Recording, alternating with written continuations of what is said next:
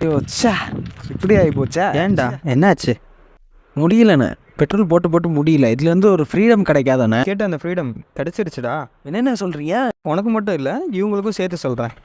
S students, இப்போ பார்த்தோன்னா நம்ம பஜாஜ்லேருந்து ஃப்ரீடம் 125ன்னு சிஎன்ஜி பைக்கை லான்ச் பண்ணியிருக்கிறாங்க. அந்த ஃபஸ்ட்டு எவர் சிஎன்ஜி பைக் இன் நம்ம இந்தியானே சொல்லலாம். ஏன்னா வந்து ஃபஸ்ட் டைம் ஒரு டெக்னாலஜி கொண்டு வந்திருக்கிறாங்க.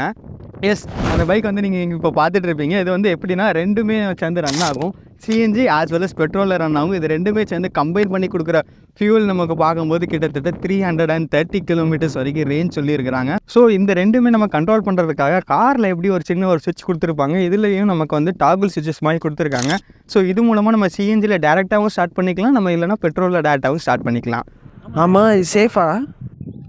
கிட்டத்தட்ட 10 டன் வெயிட் உள்ள ஒரு லாரியை வந்து அந்த சிஎன்ஜி டேங்க்கில் ஏற்றும் போது